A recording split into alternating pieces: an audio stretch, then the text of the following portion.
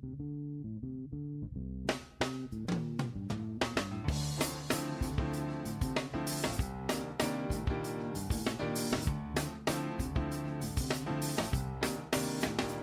back to America's Commercial Real Estate Show. I'm Michael Bull. This segment is brought to you by CommercialAgentSuccess.com. Check it out. It is really good commercial real estate agent training. It's CommercialAgentSuccess.com. Well, today we're talking with Anthony Graziano. He's CEO of Integra Realty Resources about their report Viewpoint. And think about this, they're doing appraisals all over the country. They have over 50 offices. So they look at last year and they look at the year ahead to look at what we might see coming down the pike. And let's talk about some of the sectors. And I sell office buildings, so let's start there. What are you guys predicting for the office sector moving forward? You obviously had a great year this year. Across the board, transaction volumes were up. East and West coasts about 14%. Over last year, over 2019 closed about 14% up in both the coastal markets.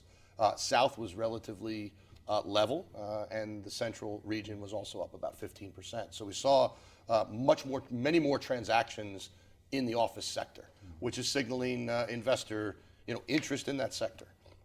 What's very interesting is the composition and types of investors that were buying office buildings, really dominated by institutional real estate investors and REITs.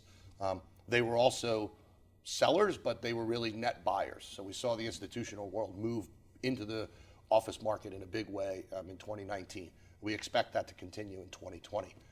Despite the fact that shifts in employment could change occupancy and rent projections within the office sector, the office sector tends to have longer term leases, right? So you tend to have 5 and 10 year leases on revenue, so you have much more stable revenue as opposed to, say, the hotel sector, which reprices every night, every month, every year. So we saw bigger investments in office buildings around the country, and not all urban. We saw a lot of urban activity, but we also started to see suburban activity in the office sector as well, because there hasn't been a lot of new construction in that sector. So overall, good conditions in 2019. Probably continued good conditions heading into 2020, because we expect that leasing velocity will maintain its pace, and so we're bullish on the office sector in 2020. And when you see more institutional and REITs buying office properties, being net buyers, is that the reason that you feel like performance is going to be strong and valuations continue to climb? Well, the institutional money tends to be lower leverage, so it has some good stability. Even if things turn down, you don't tend to create a lot of distress when the majority of buyers are institutional buyers, right? So they tend to use low leverage and drive their return gains really on cash flow. So that's usually a positive for the overall stability of the market. And they like office because they feel it's going to do well, or? Well, I mean, look, there's certain REITs that just specialize in certain asset classes, right? Sure. So there are office REITs, and they're into that market to basically service the capital that they've raised. Yeah. So to a certain extent, a lot of it is also on the REIT side, at least, a lot of it is a reflection of the amount of money that's gravitating and being pushed into that sector. Yeah. They're forced to deploy the money. Yeah. One large owner of office buildings I was to talk to the other day said something that I usually hear multifamily owners say. Multifamily owners say, well, people are going to have to live somewhere. He said, well, people are going to need office space regardless of the economy. Right. So I'm not sure if I buy into that theory, but it's a good theory. I like the way it's being promoted. When you buy office, you buy office, yeah. right? Look, the office market, the WeWork, I'll call it the stumble right now, but I certainly don't want to call it a failure. But the WeWork repositioning that's happening now, that really started in the early part of 19, is going to be very interesting. There's going to be some exposure in those markets. A lot of the new developers were using those short-term models like WeWork to anchor their building to get started on getting a 200,000 square foot building pre-leased.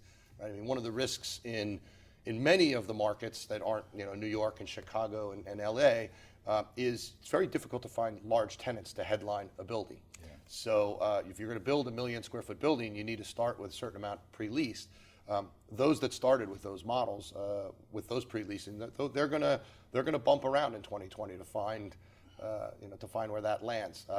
But otherwise, I think the economy continued strength will continue to buoy the office market, and rents are rising. And how do appraisers feel about an office building related to the co-working tenancy in there? Is there a certain percentage level that starts adjusting the value? Again, I'll say appraisers need to understand what the market's perspective is. I think if you talk to the institutional debt side of the business, what they'll tell you is that when that building gets to 20-25% or more in occupancy from a short-term rental occupant, it starts to get speculative. They start to price that differently and price risk differently. The other thing is how you count the revenue, right? So you're counting that revenue based on the revenue that WeWork is making from the individual tenants. That's really gross sales. That's the same as if I occupy a building and however many appraisals or valuation services we sell, that's my gross, right? That's not rent. Right. Really how you price the rent in at market and mark the rent to market matters. Most of the big players in that space, they put a lot of TI in of their own money. So they're heavily invested in the TI. Yeah. The question is whether or not that translates into the future. A lot of landlords said, hey, I'll run it myself. If the tenant blows out, all the TI is done, and I'll operate it as short-term rental space myself. Yeah. It's not as easy, though. Not as easy as it looks. You're right. Yeah, that's true. All right, well, let's talk about retail. Everybody obviously sees the news, even if they're not in commercial real estate, that retail is going through some changes. What's your outlook there? Sure. I mean, the outlook is retail is going to continue to go through changes for quite some time. We think that the continued growth in online sales will continue to affect retail, and it already has been. So if you look at the composition of buyers there, what you see is a very high percentage of the buyers of retail centers, big centers, are what are classified as developer investors. And so what we're seeing in a lot of the markets is these older retail centers being positioned, and in many cases rezoned to mixed use. Most of the communities don't want to see a large 300,000 square foot dead box. Now, obviously, this doesn't work in rural America to build mixed use, but on the edges of most of our major urban cores, there are low-rise 3 to 5 story suburban fringe cities. And so you take a big 300,000 or 400,000 square foot center and you say, I'm going to build some garden apartments. I'm going to intersperse that with some retail, add some conventional suburban office, and they're repositioning those centers. So we've actually seen transaction activity up on the retail side. The neighborhood centers and the smaller centers, which traditionally used to trade at a bit of a discount versus the larger anchored power centers or community centers, that's almost reversed now. The darling of the retail industry is the little neighborhood center that's populated with the types of tenants that I don't want to say are recession-proof from online retailing, but it's difficult to get your hair done online, right? So those that are oriented towards food service, restaurants, hair salons, dry cleaners, the convenience neighborhood services are performing very well. Yeah. And is there any changes that you guys have seen when it comes to valuing these retail properties related to some of the things you've just mentioned? Do you actually look at the tenants when you're doing an appraisal and say, well, are they internet resistant, or are they experiential, and do you look closer at the whole development when you're valuing these properties? So we absolutely are looking at the tenant profiles and looking at the credit ratings of the tenants, looking at what's happening in the public markets against the tenant profile, right? That's part of the risk analysis that we're undertaking as part of the retail.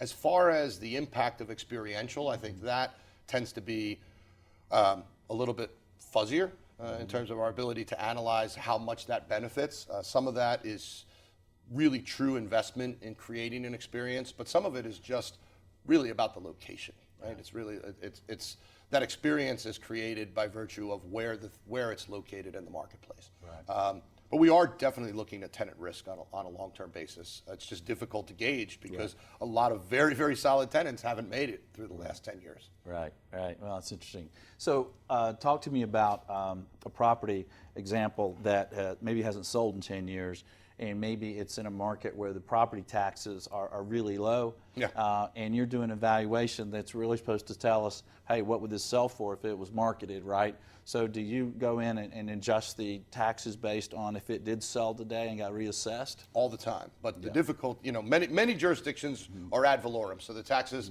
despite whatever the occupancy is, they're already set at market.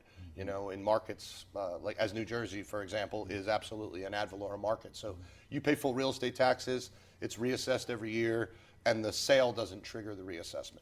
But in the markets like California and Florida and many others, where your sale price triggers your reassessment, that's a lot of the pain that we see in the appraisal of for refinancing. I bet. Because people go in and they think, oh, my asset, I've improved the rents and I've done all these things, and the value is going to be higher, but they're calculating that, using their old real estate taxes. Yeah. And so, we're always looking and benchmarking those taxes to market. Absolutely. Yeah, and we see the pain just when people are selling. Right. And we have to tell them, well, look, there's going to be a new tax bill in town here. There'll be a new sheriff collecting his funds. And look, I'll tell you, we tell our investors and the people that we do counseling and advisory work for, you're not doing yourself any favor by underestimating your real estate taxes, not only from a finance perspective, but, consider this. I'll give you an example. Lincoln Road, Miami Beach, average rents used to be in the $75 to $100 a square foot range, pre-2009.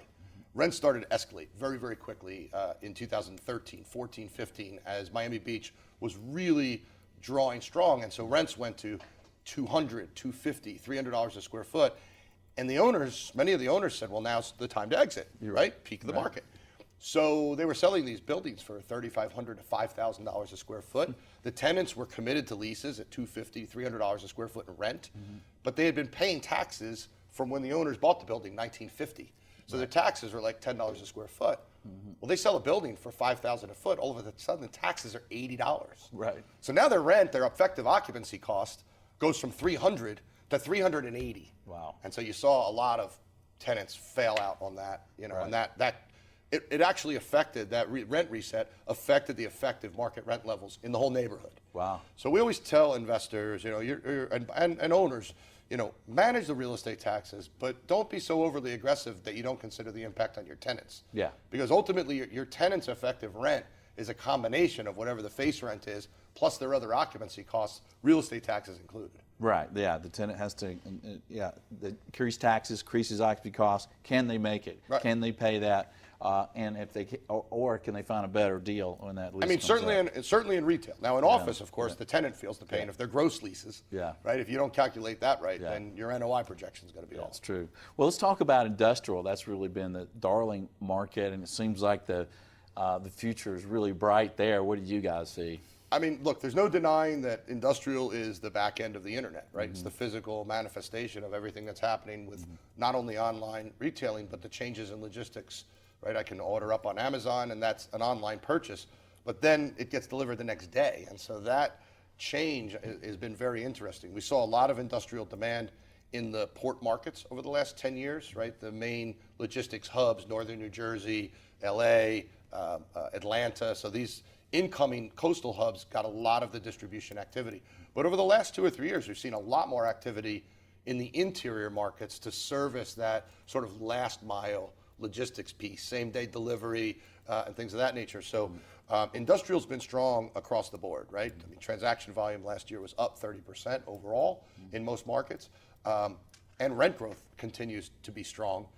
The other good thing about industrial, I think, is that the relationship of the land value to the building value is much closer than it is in, say, an office building.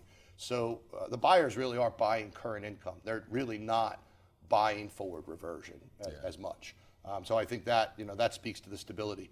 I think industrial remains strong, but we will reach a tipping point where we've built what we need to build, and that in many markets there's been a lot of activity, and so the internal activity that's happening now is new to market, but eventually that will start to cool in the next 2 to 3 years and start to level off the interest in the market. Yeah. And based look, on the demographics. It very much depends on how deep you think online can cut into the overall retail sales.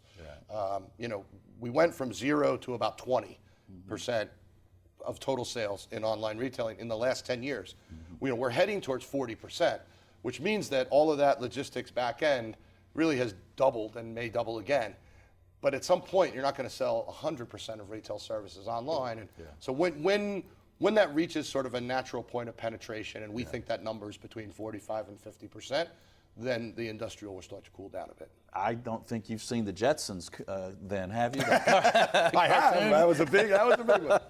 All right, we're going to take a short break. When we get back, I'm going to ask Anthony about multifamily and hotel, what they saw for 19 and what they see moving forward. So stay with us. I'm Michael Bull. This is America's Commercial Real Estate Show.